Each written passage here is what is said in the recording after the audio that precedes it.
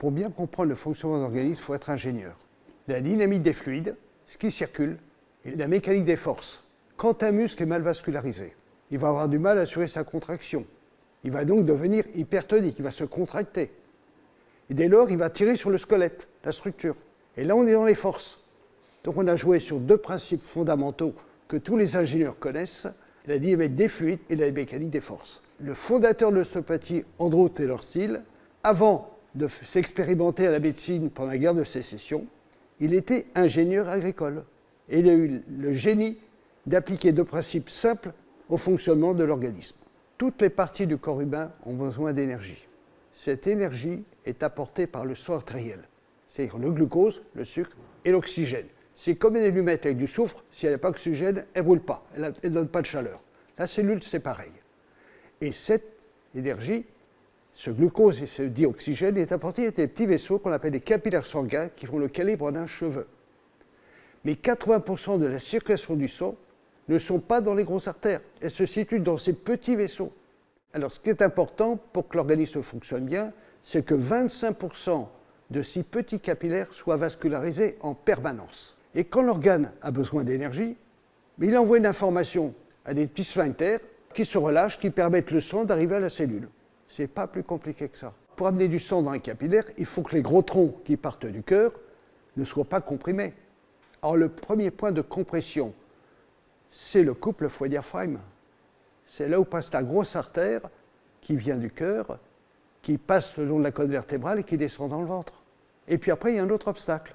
Toutes les compressions qui sont issues de troubles digestifs dans le ventre vont favoriser des troubles circulatoires au niveau des jambes et des douleurs chroniques, des sciatiques par exemple. Donc on ne pourra pas traiter une sciatique si préalablement il y a des troubles digestifs.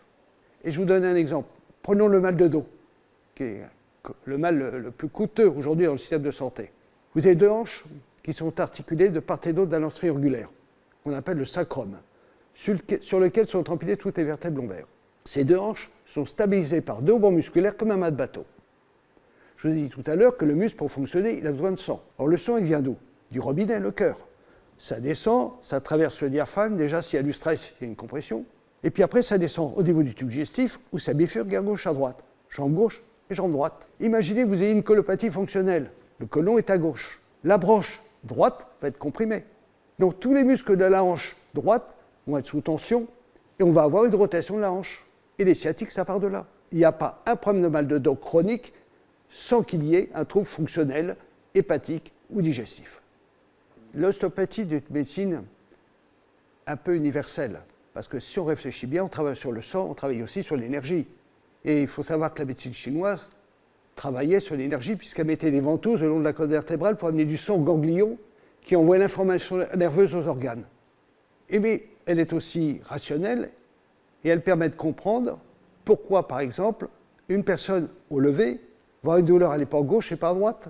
Je dors, je n'ai pas fait d'effort, je me lève un matin, j'ai mal à l'épaule. Et la gauche, pas la droite. Pourquoi? La médecine ne peut pas m'expliquer. Moi, je peux expliquer grâce à l'artère. Imaginons que la veille, je fasse un excès de table. Et puis, mon foie, il ne tient pas les excès.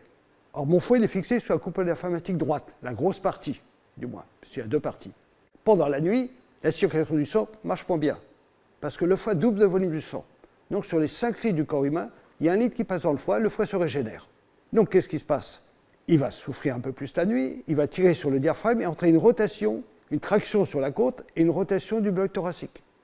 Et dès lors, on va avoir une compression de l'artère qui a mis le sang dans le bras, une tension des cervicales, et la personne va se réveiller avec un torticolis alors qu'elle n'a pas fait d'effort. Simplement les conséquences mécaniques et vasculaires de son excès de la veille. Donc notre rôle ne va pas être de manipuler l'épaule, ça ne sert à rien. Ça va être de traiter la cause de la rotation de l'épaule. Donc le couple foie-diaphragme. Sauf que là, il y a un piège, parce que le foie n'a pas de fibre nerveuse sensitive. Toutes les fonctions du corps en dépendent, mais lui, il ne peut pas se manifester, pas de douleur. Et en médecine, on ne peut pas le soigner, puisque le foie filtre est toxique et tous les médicaments chimiques sont toxiques. Comment faire? Le foie, c'est un filtre. C'est une éponge de sang. Quand une éponge est sale, qu'est-ce qu'on fait? On la met sur le robinet et on les sort. Eh bien, l'ostéopathe peut faire un drainage hépatique, c'est-à-dire presser le foie comme on presse une éponge. Ça, c'est une manœuvre importante, mais jusqu'à présent, on ne s'occupe que de la circulation du sang quand on presse les pompes. Or, le foie, c'est un organe qui, comme une voiture, a besoin d'énergie, de l'essence et d'électricité, une batterie. Et d'où elle part l'électricité? Elle part de la colonne vertébrale dorsale. Imaginez que la colonne vertébrale dorsale, c'est comme une ligne de tension. Et à chaque côte, il y a un petit nerf, du moins un courant électrique qui est envoyé à l'organe qui est dans le ventre. Mais l'intensité de ce courant électrique est régulée par un petit ganglion qui est logé le long de la colonne vertébrale, qui est une sorte de transformateur. Donc quand le foie tire sur le diaphragme, que le diaphragme tire sur la côte, et la côte derrière comprime le ganglion, ben le petit organe là, non seulement il n'a pas de sang, il n'a pas d'afflux nerveux qui correspond à son bon fonctionnement. On évite la maladie, c'est une évidence. L'ostéopathie évite les gens d'être malades. Tous les troubles fonctionnels, j'ai mal au dos, j'ai des douleurs articulaires, je digère mal, j'ai des maux de tête, j'ai un rythme cardiaque qui est déficient, on peut aller partout. Mais on n'est pas dans la maladie. À un stade du déséquilibre fonctionnel, on passe à la chronicité, c'est que ça revient régulièrement. Et puis après, on rentre dans la maladie, c'est-à-dire qu'on ne peut plus, médicalement, faire autre chose que donner une rustine, notamment garder le pancréas. Quand le pancréas ne remplit plus sa fonction, on donne de l'insuline. Ou alors, on va aider du chrome, si ce n'est pas trop important. Mais on n'aura pas résolu le problème. Pourquoi certaines personnes font du diabète sans manger 1 gramme de sucre? C'est là qu'il faut poser des questions. Eh bien, quel est l'organe en cause dans ce cas-là? C'est le foie. Le foie fabrique la bile. La bile est naturellement alcaline. C'est-à-dire qu'elle doit empêcher l'acidité de l'estomac de descendre dans le tube digestif où sont digérés les aliments par les enzymes du pancréas. Donc si le foie fonctionne mal, la qualité de la bile ne va pas neutraliser cette acidité qui va descendre dans le tube digestif, qui tourne autour du nombric. Il faut savoir que pendant que l'aliment a été après avoir été broyé dans l'estomac, il descend dans ce petit tube-là pendant une demi-heure. Et c'est pendant cette demi-heure que les enzymes du pancréas vont digérer les aliments pour faire des molécules beaucoup plus fines. Mais si l'acidité de l'estomac descend dedans, qu'est-ce qui se passe? Le pancréas va fournir beaucoup plus d'enzymes pour compenser le taux d'acidité, qui n'est pas normal. Et comme ce pancréas est un organe qui a 2 fonctions, mais une source d'énergie commune, si on pompe sur une partie de sa source enzymatique, l'autre partie de le pancréas, qui va consister à fabriquer de l'insuline et du glucagon, va moins bien fonctionner. Et là, on arrive à du diabète chez des gens qui n'ont jamais mangé 1 gramme de sucre. L'ostéopathie fait partie de ce travail de remise en santé, puisqu'on agit sur le cœur, l'organe maître, mais pas seulement. Toutes les autres fonctions du corps en dépendent. Donc en travaillant sur le foie, on travaille sur tout. Sur la circulation, sur les fonctions des autres organes, sur les hormones. Toutes les hormones sont lipophiles, c'est-à-dire elles sont issues à partir du cholestérol du foie.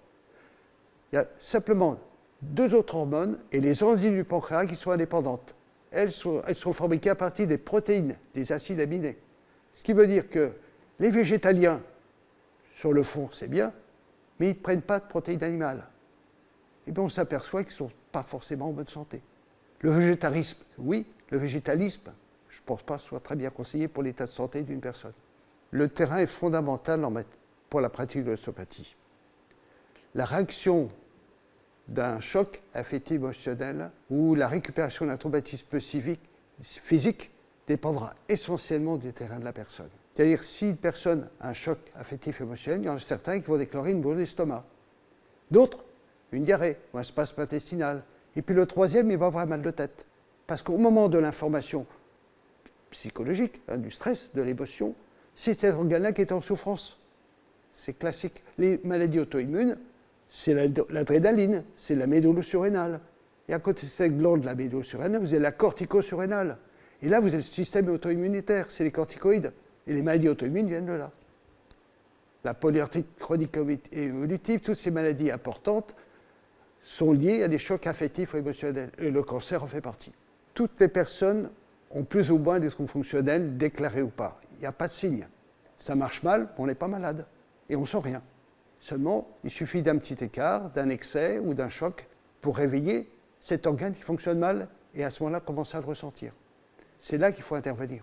Mais l'avantage de l'ostéopathie, c'est que bien avant l'apparition de ce petit trouble, avec nos petites mains, on est capable de ressentir les tensions, la mobilité ou le manque de fonctionnement, de mobilité d'un organe ou d'une structure. Et ce sont des signaux d'alarme. Une douleur articulaire, c'est le premier signal d'alarme. Ça nous informe qu'il y a un organe qui fonctionne mal. Mais il ne se manifeste pas. Il est important de voir régulièrement un ostéopathe, tous les 6 mois, si tout va bien.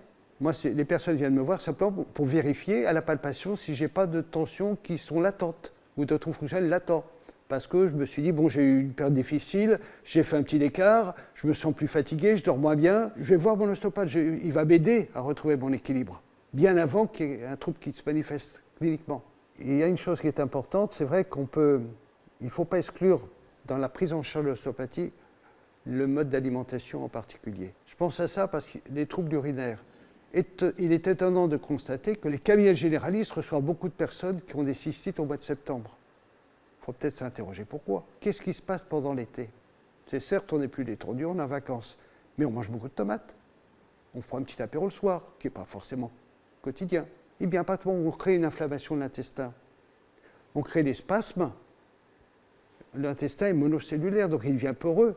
Et on a une irritation de la muqueuse de la vessie. Mais plus que ça, il y a un ligament qui part du ligament qui sépare le lobe du foie, qui descend jusqu'au nombril, qui est un vestige de la veine ombilicale. Et ce vestige ombilical se prolonge par un autre ligament qu'on appelle le ligament de l'Aurac, qui est accroché au sommet de la vessie. Donc imaginez quand vous avez des fermentations intestinales, qu'est-ce qui se passe? Ça tire sur les ligaments et ça modifie l'élasticité de la vessie et sa perméabilité. Et là, ça favorise en tout cas les infections urinaires. De la même façon pour les problèmes gynécologiques. Les douleurs menstruelles, c'est musculaire. Un utérus est constitué de 3 parties. La muqueuse, qui est à l'intérieur, qui reçoit du sang, le myomètre, qui est le muscle, et puis la séreuse qui borde l'extérieur de l'utérus. Qu'est-ce qui se passe au moment des règles?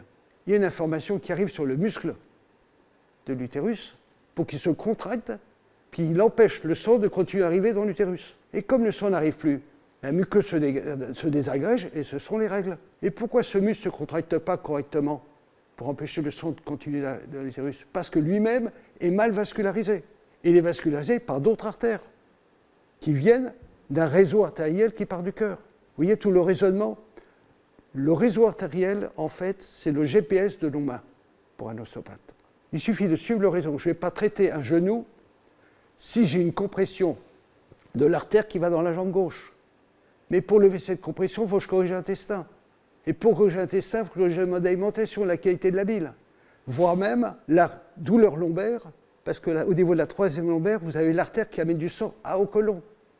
Donc c'est vraiment une approche très systémique dont tout est impliqué. La structure, le squelette, les organes et le métabolique.